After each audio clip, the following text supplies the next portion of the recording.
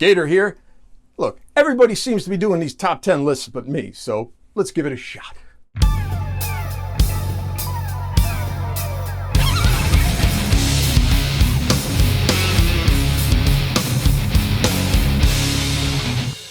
Top 10 worst movie sequels.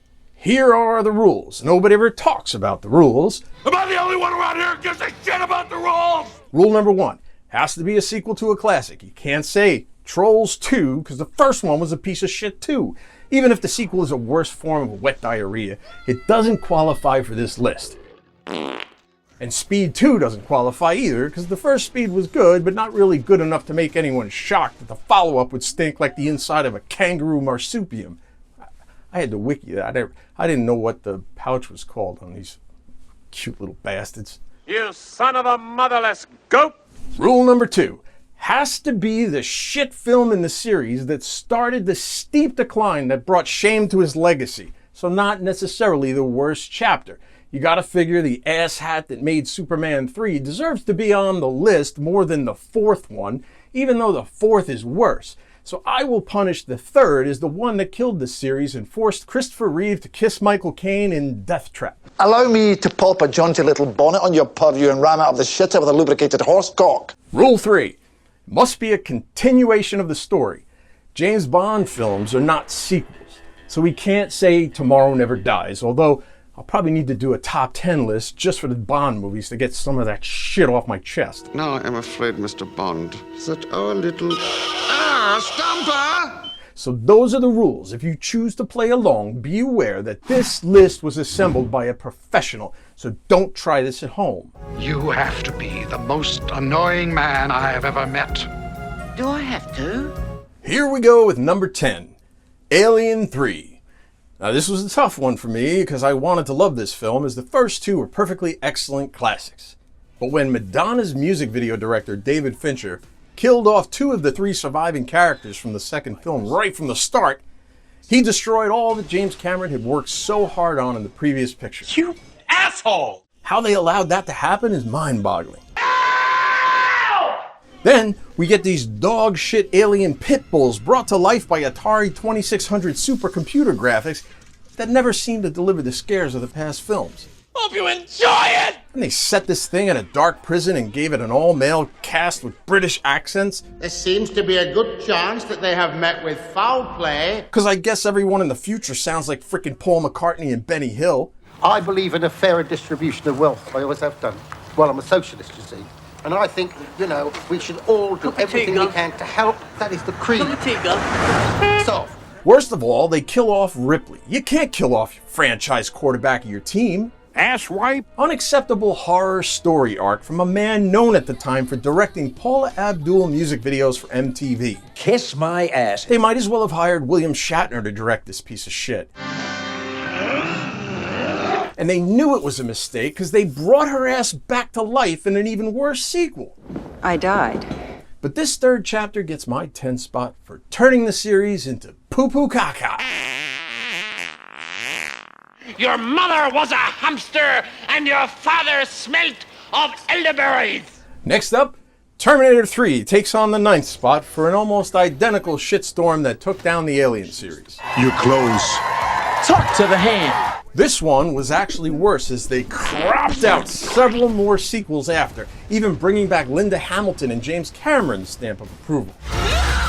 Somehow this third chapter totally forgot what was brilliant about the first 2 films and caused a decades-long slump for the series. What you just said is one of the most insanely idiotic things I have ever heard. Having a female Terminator back when this came out was actually very realistically futuristic, as that's basically the current trend of action pictures today. They had to bring a female in. Now, this Terminator chick was just not menacing enough, and the surrounding characters were annoying dullards, turning this chapter into an absolute joke. If I wanted a joke, I'd follow you into the John and watch you take a leak. I am a machine. They need to stop making these fucking Terminator movies, as they all suck now. I'm pissed! I'm sorry. Number 8 goes to Joel Schumacher and his franchise-destroying Batman Forever. All right, train me. Let me be your partner. You ever seen a grown man naked? Yes, George Clooney's nipple douche Batman is worse. But this third film was the death of the fantastic Tim Burton series. Now you've devised a way to read men's minds. Too bad Burton was removed from the third film, as his rumored sequel to Batman Returns actually sounded fantastic. Great.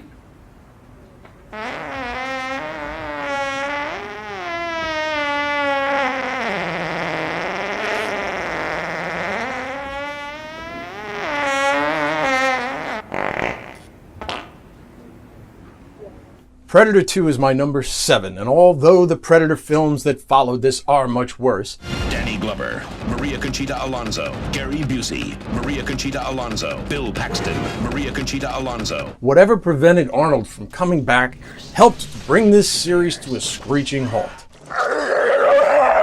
The first film had a great cast, and like Terminator 2, showcased some unique special effects for the time that elevated the movie to classic status. You're getting too old for this shit. I'm getting too old for this shit. Predator 2 had Danny Glover, who was not and never became a leading man. He can't carry this film. Whoever killed him is gonna pay. Especially considering the fact they didn't surround him with any level of support like Arnold had in the original. It is our job to go capture the Predator, sit him down, have a talk with him, find out why he does what he does. If we don't achieve that goal, we will be turned into vapor clouds made of small pink particles known on Earth as blood. Gary Busey doesn't live up to Carl Weathers and Jesse the Body Ventura. Horseshit! They're here. Poltergeist is one of my favorite films. That's why the follow-up is my number 6 crap-ass sequel.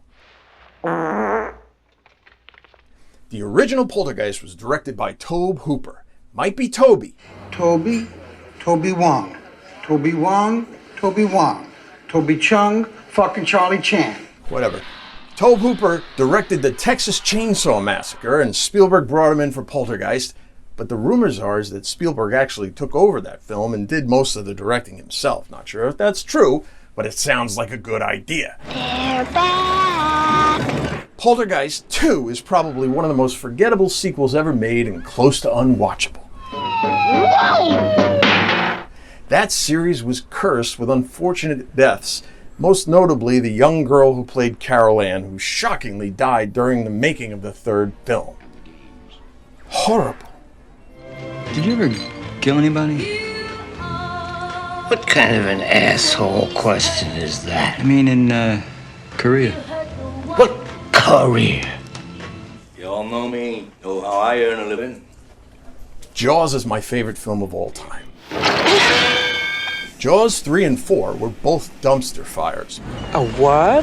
Dumpster fires. A what? But it's Jaws 2 that gets my love for the 5th worst sequel of all time. Again, Spielberg doesn't return for a follow-up, so we're left with a film that really doesn't offer very much other than this ridiculous ending with Brody electrocuting the big fish.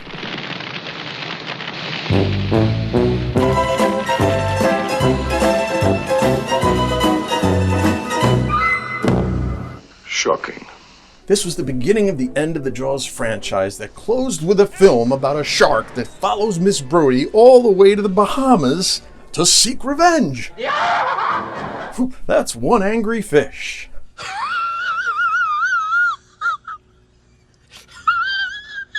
Fucking terrible, stupid, lame-ass joke, you stupid son of a bitch.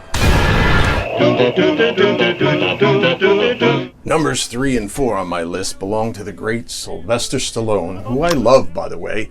But while films like Rhinestone and Stop or My Mom Will Shoot were complete swamp ass, I'm laying in the mud, looking at a duck. his sequel to Saturday Night Fever was an abomination.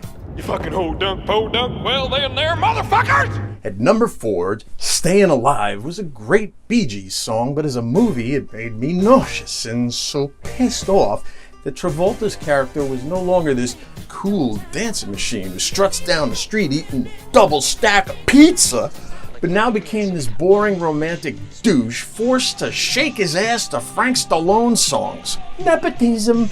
as the Bee Gees were smart enough to tell the studio to go pound sand. Now, I have no idea what pound sand means, but I've heard people say it before, and it sounds like a polite way to tell somebody to go f*** themselves. You get a horse and live in the mountains someplace and don't bother anybody. Whew, I gotta calm down. Number 3 also goes to Stallone, and this time for Rocky V.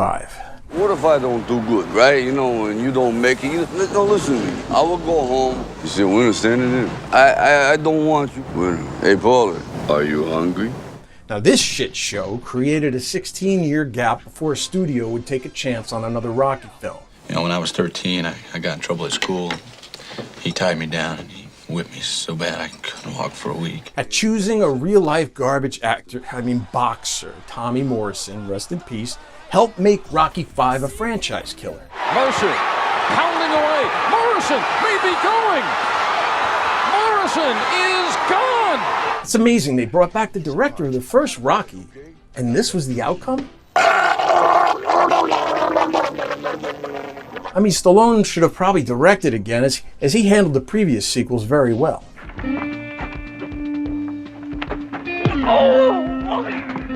Wow, we're at number 2 already.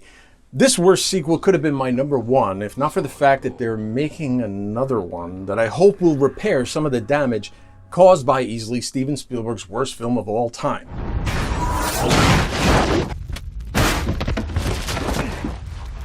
Indiana Jones and the Kingdom of the Crystal Skull. I have no idea what the hell happened here. Someone was either drunk or sniffed glue when they approved this script. Oh God, aliens don't belong in an Indiana Jones movie? I mean, not since the casting of Kevin Costner's Robin Hood has there been a worse choice than Shia LaDouche, who was given the honor of being in one of the greatest series of all time, only to ruin it with his stupid, annoying face that most people want to punch and... Just do it! I mean, that said, he was actually pretty good in the Peanut Butter Falcon. I mean, I'm sorry, dude. I don't mean to be a dick. Do it! Who is he? He's an asshole, sir.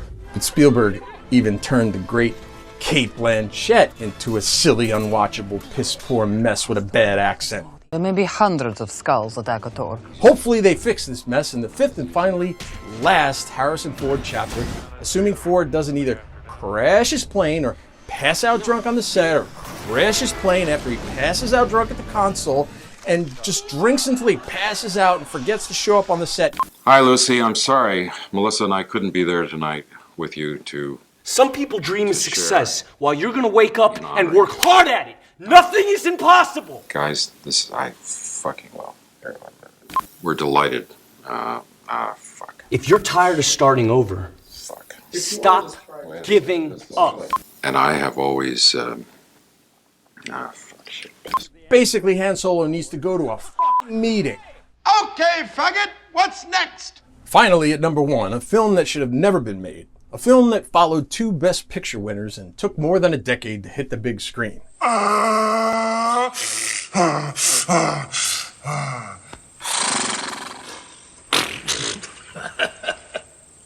I've tried watching Godfather III 111 times. Everything that guy just said is bullshit. But I can't seem to find any of the greatness from the first 2 brilliant movies. Don't ever take sides with anyone against the family again. I remember the first time I heard the name Joey Zaza. You all know Joey Zaza. I said to myself, did they really write that name in the script? I can't stand that f***ing name. Zaza. I knew this top 10 list was going to piss me off. Francis Ford Coppola cast his daughter Sophia in a pivotal role of Michael Corleone's daughter, and he did her in the picture a huge disservice as she was just not ready for such a big part. You know, you haven't kissed me hello yet. I'm being kind here, as most critics were cruel and nasty about her performance. I'll always love you. She's actually not as bad as they say, and I don't blame her as much as her father for throwing her to the wolves in this enormous iconic series. Dad?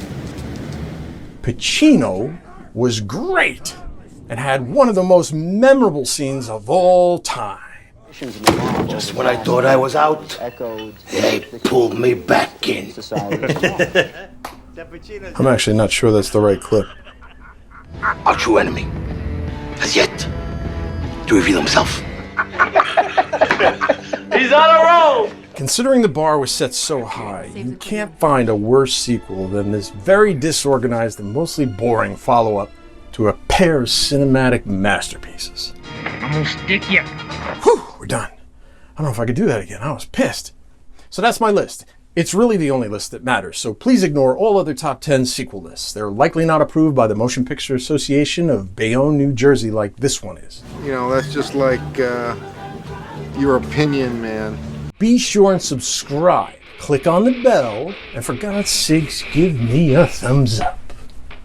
It really helps drive these algorithms for this platform and bring more movie fans to the channel. I'll see you next time. For now, Gator out. Watch for new movie reviews and documentary series. Don't forget to subscribe and click on that bell so you know when new reviews arrive.